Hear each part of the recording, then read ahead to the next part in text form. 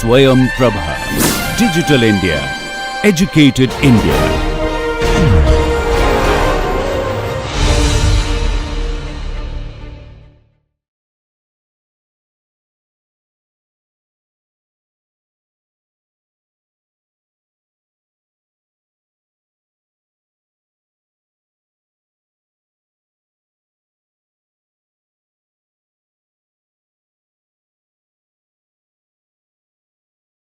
Okay, shall we continue? All of you? Switch on the front so that others can hear probably. What are the problems with the current anodes that we have, that is graphene as an anode? So graphite as an anode is not an issue. For example, when you wanted to deal with sodium ion batteries, then graphite is an issue. If it is for the lithium ion batteries, graphite is not an issue. Graphite is one of the best materials that we have.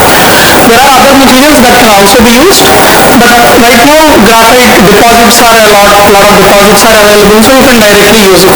So that's not an issue, but with sodium when they tried, the efficiency is not good. So you need to find an alternative material for the anode, specifically for the sodium. Now when you go to the potassium, again similarly like some other things will come up. So it's just what you call, what is the best fit for you. For me, XL might be good, for you L might be good enough, right? That's how it is all about. Okay, so in this particular work, what I'm going to show right now is majorly about, we took one material. So I have shown you what are the good properties of an anode material, right? I have listed some properties. All I'm going to show you quickly is how we checked. Okay, these are the check boxes. I have checked in each one of them and I said that okay, this material is useful. Okay, in order to do that, first I need to identify a material in order for us to first check. Like if I can do that, then I can list some 100 or 1000 materials and I can screen them through all of these processes, and I can say that okay, I have screened 1000 materials. Some 10 materials I found that they are very suitable. Experimentalists, please go ahead and synthesize these 5 materials and try and test it out. So instead of asking the experimentalists to synthesize 1000 materials, as a computational chemist and material scientist, what I am helping them, how am I helping them? I am screening them in the computer itself. 1000 of them I am screening them, okay? And I am trying to identify which materials will be more feasible, okay? And I am telling them, okay, please try first these 5 materials. There will be a great chance for you to get success. So they are doing that, okay? This is the general interest. It doesn't mean that I have actually done the 1000. There are people who did. I did only one and I am just showing you how to do it for one, okay? That's all. So in this particular case, I am using what are, the material name is anti-mexene. It is coming because mexenes are very famous. What are mexenes? Mexenes are nothing but the materials derived from this max phases. What is max? Max M corresponds to this transition metal. Here you are seeing the titanium as the transition metal. A is the alkali metal or alkaline earth metal or lanthanide or actinide material. Here you are seeing aluminum, and X is the non-metal. Non-metal is the carbon here, but you can consider oxygen, nitrogen, etc., etc. All of them as the non-metals for the moment. So the original structure will be like there is a transition metal and then the non-metal, transition metal, non-metal like this. In between there will be a particular alkali or alkaline earth metal, and again the structure will be repeating. These are called as the max phases. What will happen is you can use some etching agents like hydrogen fluoride or something like that, and you can etch out this one portion. So this will become now 2D material. It's not truly 2D, but because there is a small height also is there for this material, but you can see that these are the materials where this lithium can go and intercalate. Okay, so these mexene kind of materials are useful for the, like an anode material for lithium ion storage or sodium ion storage or any other ion storage. Okay, so what we considered is slightly opposite to that. That's why it's called as anti-mexenes. In the mexenes, what you will see is metal atom will be at the exposure. So if you are seeing the surface, metal, non-metal, this is what is there here, right? Metal, non-metal. In the mexenes, metal is the one that will be on the surface, which will be ready to interact. So you do know that metals generally are more reactive because of the available electrons. They will immediately form oxides, sulfides, whatever that is possible, and OH groups, etc. will be there. On the other side, if you are keeping a non-metal, generally it might not be forming such kind of thing. So the other one is what we are trying to test and see. Okay, so these are called as antimexenes. So this article have suggested the possibility of all these antimexenes which can be synthesized. Okay, among them we considered only 6 of them. Again, there is no specific reason for choosing only 6 because there are so many, we cannot comprehend all of that. We started with the first 6 that they have reported there. That's all, it is the point. I could have chosen any one of them and I could have done the calculations, because calculation also includes cost. That means I need to spend some time in order to perform this calculation. For that reason only I choose this 6. So this is how the structures of each one of them, unit cell structure will be looking like this, where you can see that the blue color one is nothing but the cobalt, and the top and bottom are the different kinds of non-metals. First one is arsenic, boron, phosphorus, sulfur, selenium, silicon. All these different kinds of materials I have considered. Yes. Could you please repeat what an antimexene is? Antimexene is just opposite of the mexenes. In the case of mexenes, metal will be at the surface, non-metal will be there in the middle. The opposite is what is happening in the antimexene, and the antimexene, non-metal will be there at the surface as you are seeing here. Okay, here it is arsenic, here it is arsenic, in between cobalt is there, which is a metal, transition metal. So we considered these 6 of the materials and we studied their properties, electrochemical properties, specifically whether they are useful as a anode material or not. So first thing what we studied is about the dynamical stability of the system. Dynamical stability means, like, if I move some atoms, will the structure comes back to its original place or it will immediately collapse? Okay, this is the question that we are asking. So you might remember about this harmonic oscillator. So when you are considering 2 atoms, when I am trying to stretch, then when I am saying about this structure, what I said just now, if I move little bit of these atoms, whether the entire structure will be stable or whether it will be collapsing into separate atoms, right? Whether it is fragile or whether it is a rigid structure, good structure or not, what I am trying to test here. So for you to get a picture of this, first I will tell you the result. So in this one you are just seeing the frequency versus the K points. Okay, if you do not know any one of them, it is completely fine. The only point that you need to see is whether there are any negative frequencies or not. There is no negative frequency, all of them are positive frequency, which indicates that these structures are stable. Okay, now I am going to tell you why the negative frequencies corresponds to a stable structure with the example of a diatomic molecule. I need to move so many slides, 1 second. I'll just do it here quickly. Sir, sorry, one doubt.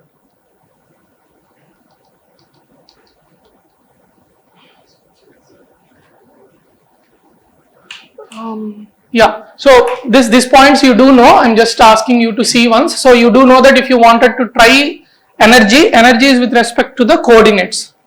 Sir, sorry, I'm going a bit behind, but in terms of the good anode, you had said the interlayer expansion.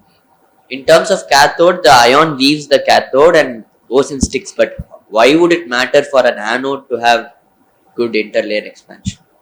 I did not say good interlayer expansion, I wanted that Lower. interlayer expansion should be lower. So what is your original graphite material? There will have some like 2 point some number will be there. That will be your natural distance between the graphite layers. Now I have added these lithium ions, lithium atoms inside this particular layer. So it has expanded a bit. Some more ions can also come. Okay, so that can go like this. Till what extent it can go is the point which we are trying to say. When I am putting in little bit, whether it should be doing like this or whether it should be like this is the question. What I am saying is, if it is like this and still it can accommodate more ions, that is good for us, because the original, after like this it has happened, when I remove the ions, will it stay like this or whether it will come back here? That is also another thing, right? So in general, if it is like this, there is a possibility to again become like this, flat. If it is like after insertion of the ion, it is like this. I removed the ion right now because it is during the discharge. It can again come back to this original state. However, if it is like this, there is a possibility that it will never come back also. Additionally, even here also it might be like this only. But this structure versus this structure has a lot of structural difference, which will automatically lead to the electronic, optical, magnetic, all kind of properties will change just because of the geometry. Right? Very similar to when you are sleeping, if you lie down immediately, your attentiveness will be different rather than when you keep your spine erect.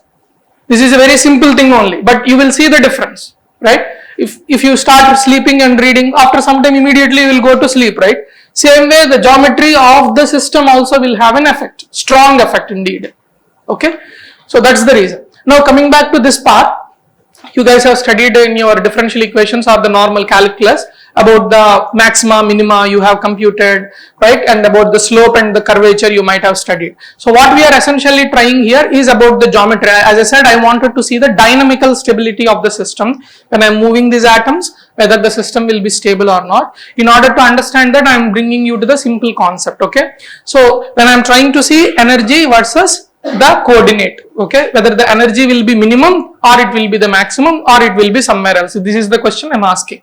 So in general, this is how a potential energy surface would look like. Like again, you can picture us like simple landscape. Okay, a landscape is there. My interest is to find about where the water will go or where the electrons would go. Where the water will go, wherever there is a minimum or a pit, the water will naturally flow there. Similarly, in the potential energy surface, if my potential energy is minimum, electrons will try to go there. And in general, all the atoms, molecules, everything, they wanted to try to minimize this energy. Okay, they are minimizing the energy because that way the electrons will be bound to them only instead of electrons going outside. That's how the stability is coming. So here you are seeing such kind of a potential energy surface. So now you wanted to find out whether the system, when I kept the geometry in this manner, let us consider a simple H2 molecule. Simple H2 molecule will have an equilibrium bond distance. You might have heard of this equilibrium bond distance. You heard or no? No. Okay, so some people who did not hear, it is like you have two atoms where they should be staying with each other, with respect to each other. Can I keep these atoms like this or should I keep these atoms here? I can do both of them, but which one is the most stable configuration is the question that we are actually asking for. When I keep at this particular 0.72 or 0.73 angstrom distance, that's when the energy is the minimum. Okay, when I have separated them, still that kind of geometry still exists, but that is not energetically most stable structure. Okay, so such kind of thing, if it is only two atoms, I will get a simple curve like this because I am only changing the internuclear distance, that is the R, and I am accordingly plotting the energy along the y-axis. So that is E versus R. But if you have more than one coordinate to change, for if you consider the water molecule, I can change the distances of the hydrogens and I can also change their angle. These are two coordinates at least I can consider, assuming that I am symmetrically stretching. If I am symmetrically stretching, one is R and I am also doing this angular one. So these two will have an effect on my potential energy surface. Assuming that that's what you are doing, this is the kind of potential energy surface you will see. I can do much more than that. I can do the asymmetric stretches and angular stretches, etc. But all those things we cannot unfortunately visualize because of our evolutionary reasons. Okay, our brains can only see the 3 dimensions. That's the reason we can go up to this particular one. But in reality, when we are discussing for the material, there are n atoms are there, means each atom can go in 3 directions. So accordingly, 3n dimensional potential energy surface is what you are supposed to visualize. Is this point clear? If you have n atoms, each atom can move along the x direction, y direction and z direction. Since it is moving, each atom is independent of the other. If each atom is independent of the other, how many directions all of these atoms can move? 3n. If there are n atoms, 3n dimensions that can move. Because I can tune any of these 3n dimensional parameters, my system will be 3n dimensional potential energy surface I will get. Okay. For the hydrogen molecule case, only one dimension I am changing, that is the distance. So I will be getting only E versus R. Okay, this is the 2D one. On a 2D graph I am doing. For H2O symmetric stretch and only one angle, 2 parameters I am changing. That's why I am getting 3 dimensional. So if you have 3n plus 1 dimensional place you need in order to visualize the complete surface. So in this surface, you do know that the minimum is defined by dou square E by dou Q square must be greater than or equals to 0, right? That's when you will be saying that it is a minimum. The opposite is for the maximum. Now go back to the simplest case of the some bond is stretching. Okay, again go back to H2 molecule for you for the simple visualization. So this is, if under the Hooke's law, which you know, it will be simply like a parabola type, it will be there. That means when you are stretching, it will come back, right? Otherwise, what will happen if you stretch a little bit, it will collapse. That's not what you want. You wanted to check for the dynamical stability of the system. So we are assuming that it is still within the limits such that it is coming back. Under that, you can write the energy expression as, this is nothing but the parabola expression. All of you aware of that? E is equals to k into x minus x naught square plus that one, whatever it is. That is the point. So here, this is the equilibrium point, and this is the any general point that you are considering. That means equilibrium position is like this. Now I stretched it like this. That stretched position is this one. Now how these two are related to each other? E minus E naught equals to k into q minus q naught whole square. Is this a simple equation for you to understand? If you want me to explain anything that you are not understanding, please let me know. Okay. Next, what you do? You wanted to identify what? You wanted to identify the equilibrium distance. Okay. Where these guys will be at equilibrium, and if you move little bit, whether this equilibrium will be distorted or not is the point. So first you are calculating the slope. You know how to calculate the slope. du by dqi giving by 2k qi minus q naught at that particular case. Should I write on the board, or this is fine? Fine. Okay. The next one is, if you are considering at all points, d square e by dq square is nothing but 2k. So what you are doing is, here simply substituting for this 2k here in this equation. First equation has a 2k, but 2k is nothing but d square e by dq square. That's what I have substituted.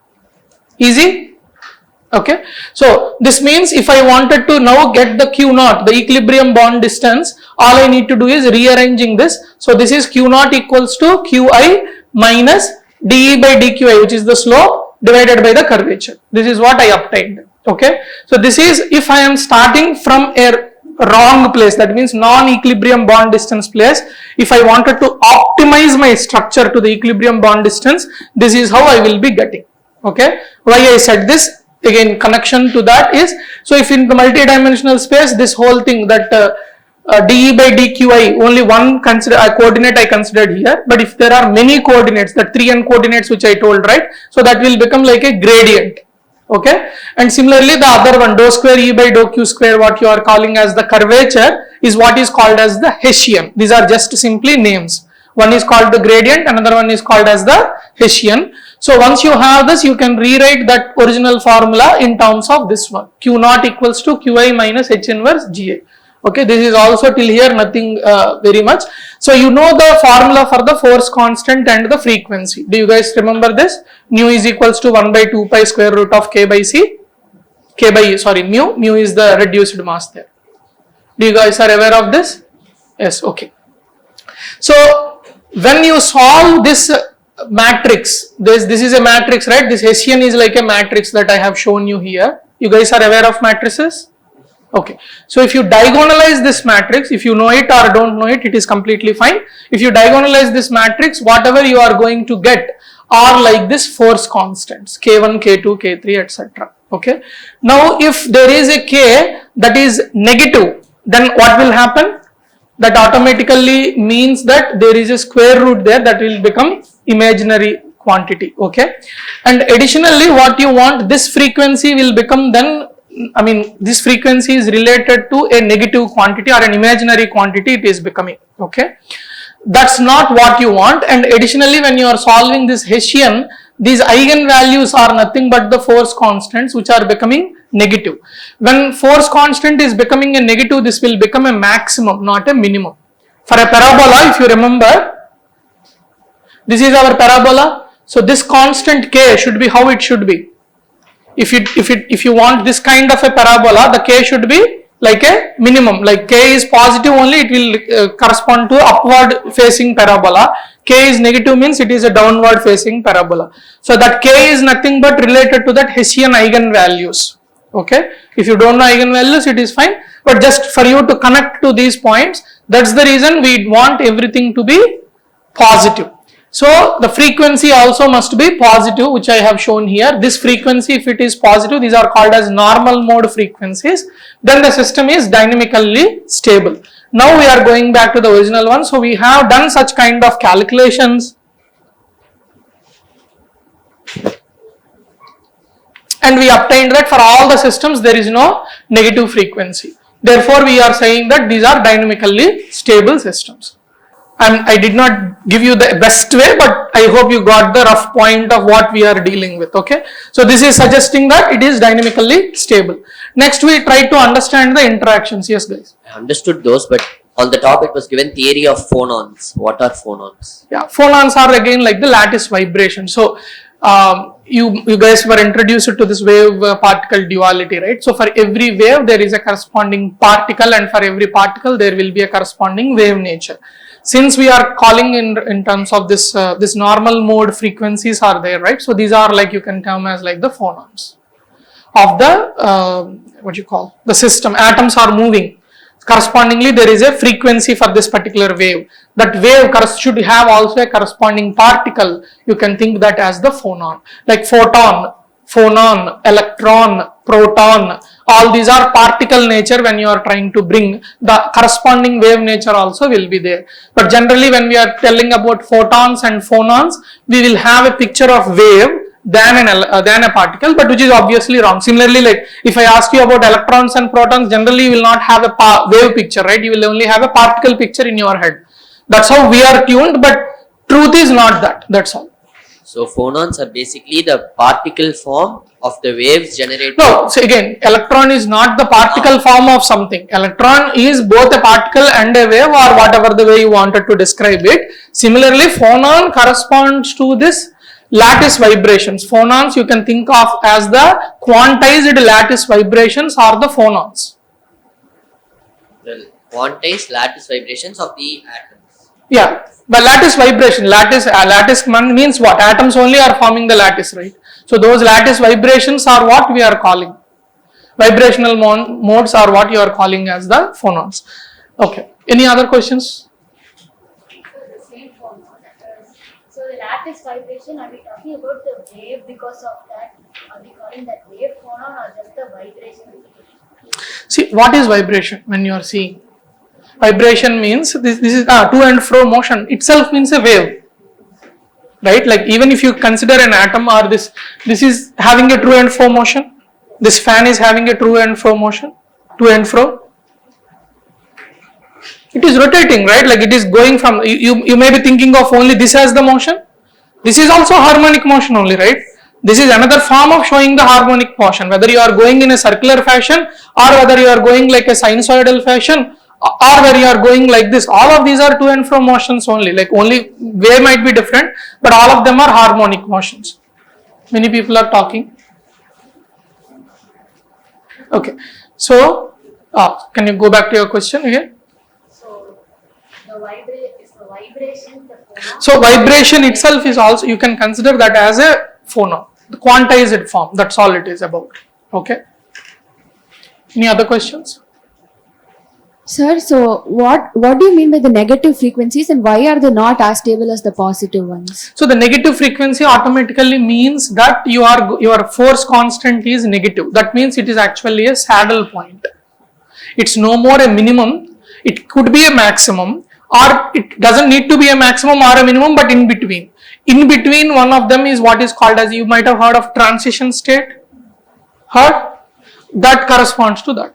It could be. If it is only one negative frequency is there, then it means only one of these cases are negative like this. That means everything else is in the minimum, but one of them is maximum. That is, in between two valleys, there is one hill. So this is only first transition state. When you draw this catalysis related ones, right? Whenever you are doing, you have, this is like the reactants, you are showing also something like this, okay, like a parabola, and then you will be showing an inverted parabola, and then maybe you should put it slightly down. These are your products, and this is what you are calling as the transition state, right? What is this? This is one minima, this is another minima, but this is a maxima, local maxima. So this is what it indicates. If K is negative, means there is an inverted parabola in there. So that's how you can see this. These two K. So for your Hessian, Let us consider there are only 3 eigenvalues. That means it is only a 3 cross 3 matrix if you are assuming. Corresponding to a 3 cross 3 matrix, only 3 eigenvalues are there. If all the 3 are positive, that means it is a stable structure. The structure that you have given is a stable structure. If it is not the case, if one of the eigenvalues is negative, that corresponds to a transition state structure. So, for the same 3 variables that you are tuning, you can get a reactant, you can get a product, you can get a transition state, depending on the geometry of the system. Sir, so if we get all 3 positive values, then it is stable. So because we are getting all of them as reactants. So here reactants will have all 3 positive. This one 3 positive. For this guy 2 will be positive, 1 will be negative. Yeah, 1 negative. That's all I wanted to say. 1 negative. It is not that all 3 are negative here. Transition state is only having negative along one direction, all the other 2 directions it is still the minimum. Okay, so for those who are unable to picturize this, so you guys, this is all, that's why it is also called as saddle point. I am coming to that. The reason for saying this is like a saddle point is about this horse saddle. Okay, so when you are sitting on this horse back, both this side and this side, this is the minimum. And also when you are drawing this guy, I don't know, I'm not like a very good artist for sure. Yeah. And then something like this. Okay. If you are seeing from this side, this will be the minimum. This point, if I am considering, if I am trying to go along this direction when I am seeing, these guys are the maximum and this is the minimum if I am trying to go along this direction. Okay, along this direction if I am seeing, that is the minimum for me. Okay, like this. And even when I am trying to see like this, this is also a minimum. But that one particular part if I am seeing here, this is like the maximum here along this direction. Okay, that's what is like the saddle point. You understood? So that is minimum for the other directions, but only one side, one direction it is a maximum is what is called as the first order transition state, yeah, I think so. Transition state essentially for us. Yeah, go ahead. Sir, so the negative is the eigenvalue will come negative, is it? The eigenvalue will come negative, yes. So its frequency will always stay positive. Frequency will be either real or imaginary. You want real ones. Okay, so in frequency, if it's imaginary, the eigenvalue will be negative. Thank you, sir. Okay. Okay, so here next we wanted to basically understand whether these kind of, what is the kind of interaction that is there between the cobalt and the non-metal atoms, and you can clearly see these are called as electron localization function plots. You don't need to memorize that. The only thing that it is saying is the electron is essentially localized on the non-metal atom. You can see here all these places on the non-metal atom, it is localized. That means cobalt has donated the electrons and the non-metal has accepted the electron. So this is more like an ionic type of interaction is what we wanted to establish there. Next thing that we wanted to establish is whether it is a good electronic conductor or not. For this, what you need to do is plot the band structure. How many of you have heard of the band diagram or bands? Only one. That is also half. Okay, so bands are forming again. You might, if you consider the simple molecule will have the energy levels when you are solving again the Schrodinger equation.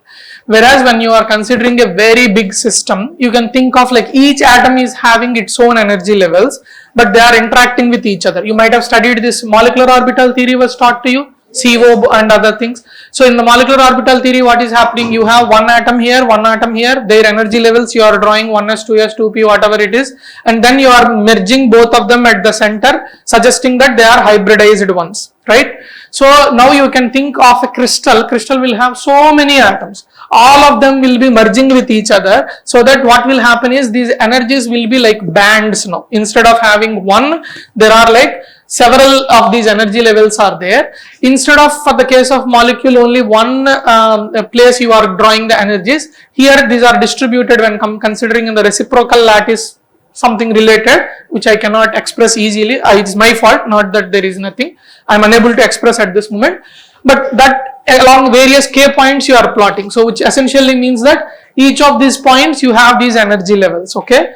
How these energy levels are there corresponds to various kinds of bands. So again, like you remember about this MO picture, right? So in the MO picture you have these energy levels and then you are drawing something like this. Okay, I don't remember, but something. Okay, so here you have, if there are many energy levels in between, this can form like a band of energy. Okay, so these bands are what you will be drawing here. Okay, so each one of these things that you are seeing is like a band. Okay, although you are not seeing like a separate one, but this is like a continuous, because at every place you are trying to connect the dots. So this is one energy point here, and there is another energy point here. In between also they are. So this is what I am trying to connect. Okay, for example, that kind of structure is what you are seeing there. Okay. Again, what is the main point that we wanted to gain from this is, if there is a separation between the valence band and the conduction band that you will be learning when you are dealing with semiconductors. I think the next year you will have this year, +2 you will have the semiconductors in physics. So there you will be seeing about this bands, valence band and the conduction band. Valence band is that the band till which the electrons are present in the system. I will take the question. So till that the electrons are there, beyond that there are no more electrons, that is completely empty. Okay, how this is coming, again the simplest example for you will be like a hydrogen atom or something that you will be solving. Like again this kind of pictures you are drawing, you are putting the electrons, filling the electrons like this, right, 2 electrons per orbital. After a specific place you are no more filling the orbitals, because all your electrons corresponding to that particular molecule are over. So this you can consider what these people call this as the Fermi level, an imaginary level below which all the orbitals are filled, above which all the orbitals are empty. For the case of metals, if you see that kind of a level, the dashed line is the Fermi level. For the case of metals, some orbitals will be passing like this. That means electrons and whatever the empty bands and the filled bands are coinciding at the same place. These are what are called as the metals. Because of this, if you shine little bit of light, electron can go to a higher energy level. For semiconductors, the band diagram, if this is like the valence band, if this is the conduction band and if this is the valence band, they will have some gap, okay, between those two. So the filled ones and the empty ones, there will be some amount of gap will be there. These are called as semiconductors. For the insulators, the gap will be so huge. This is your conduction band and this is your valence band. Whereas for the metals, the band, there is no gap at all. So this can be filled ones. So electron which is there here can go here also very easily. Okay. That's why metals are more reactive, whereas these guys which have a lot of gaps are non-reactive in general. Okay, there will be other reasons as well. So from this, what essentially I am proving here, if you see all of these green color curves, whatever you are seeing at the dashed line, they clearly have the bands passing from each other, proving that these are metallic systems, these are not non-metallic systems. Having metallicity is useful for an electrode or no? Yes, because it should be an electrode, that means you should be able to conduct the electricity. For that reason, these are all good things. So till now I have shown you that these materials are dynamically stable. Now I am showing you that they have an interaction between ionic type of interaction is there between them. Third one I have shown you is these are good conductors. So these are the 3 points I have shown. I will take your question, but she asked first. Sir, could you give a simpler example of the crystal with bands? So can I give what? Could you give a simpler example of the energy level structure for bands? That's what I am trying to say you. So the simpler picture you can think in terms of the molecular orbitals. So this center one, like if this is the carbon, this is the oxygen, you will have this kind of levels, right? Like in between these two hybridized one levels you got. Okay, this is for 2 atoms. Now imagine 3 atoms are there. So some more levels will also come here.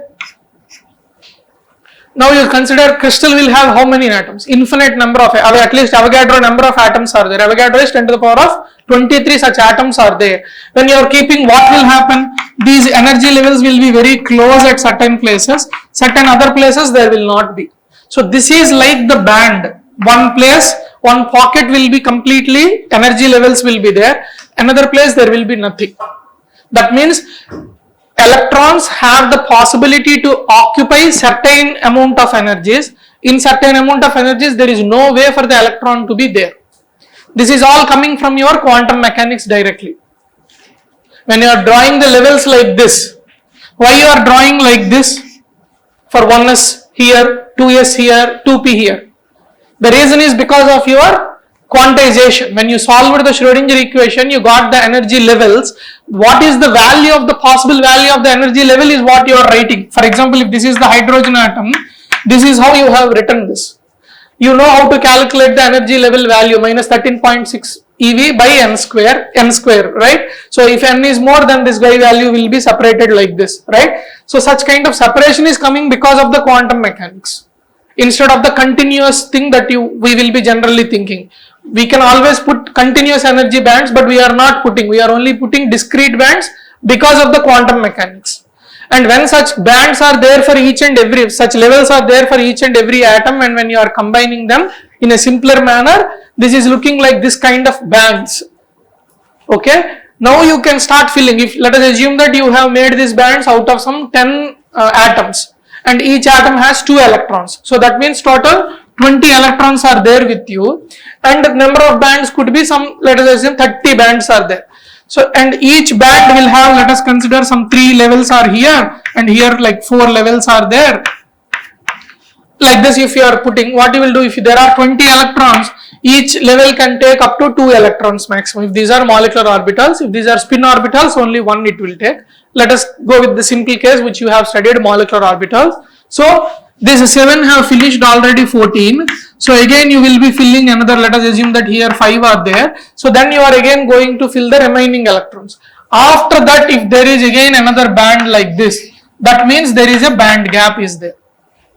So till here 14 I have filled. If I am assuming there are 5 electrons in this band, 5 means I can only fill 6 more. So the first 3 I will be filling. So 2 guys are empty here still. But if these 2 bands, whatever I am trying to draw, if they are close to each other, then that means it is a metallic system. Okay. Instead of 20, if I had 24 electrons, then definitely this is either an insulator or a semiconductor. Because I could fill all the 24 up to here, and there is a big space, empty space between them when I am filling.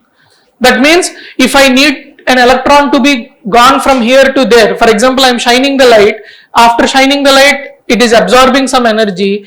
With this energy, whether it can go above or not, generally it will not be able to, because there is a lot of gap between them. Whereas in the case of metals, the gap is very minimal. That's why they are lustrous to you. So you shine the light, immediately electrons are jumping up and down and up and down. That's why it is becoming very lustrous. Sure, but in the image, in the PPT, there are some continuous. Okay. You are asking about these ones? Or the blue color lines. Yeah, that's what, this side, right side. I did not yet explain about that. These are called as the projected density of states. This is to know which atom is contributing how much. Okay, so this is actually in a rotated way. You can 90-degree rotation, if you do, it will be even easier for you. But this blue color corresponds to cobalt X DOS. Orange color you might not be able to even see here. There is here a little bit of this one overlapped way, that is corresponding only to the cobalt, and the last one is corresponding to only the X. So the blue color one is the full system. What is it? How much is contributed from the cobalt, how much is contributed from the non-metal. You can clearly see that majority of the portion is coming from the cobalt only, below the valence band, etc. Okay. Color lines. Okay, so it's not that way. I will, I'm not sure how much it is useful even if I tell you. Let us see this. So let us assume something like this is there. Okay, please focus here, otherwise it will take further time. I don't want that to happen. So I have given you one kind of idea for the band structure here. So this place where this is conduction band, this is valence band, this is what is called as the Fermi level. We said below the Fermi level everything will be filled, above the Fermi level everything will be empty. Okay. Now the same picture, now you rotated here. Here these are called as the density of states. That means within a specific energy window, how many number of states are there is what we are trying to measure. Okay. Again, I am telling you, it might be unnecessary information for you at this moment, but this is like the total DOS, similar to that one. Okay. So at this Fermi level, below whatever is there, this is nothing but the valence band. Above whatever is there, this is nothing but the conduction band. Now what I wanted to understand is, if this valence band, if this is the conduction band, which element is contributing to my valence band more, which element is contributing to my conduction band more. That's what I am trying to get from here. So if you are seeing here any one of them, you can clearly see here that it is majorly composed of this cobalt. So you guys know about this vectors, right? Heard of vectors? If you consider any vector, any three-dimensional vector, how many components will be there? 3. That lady is doing something important.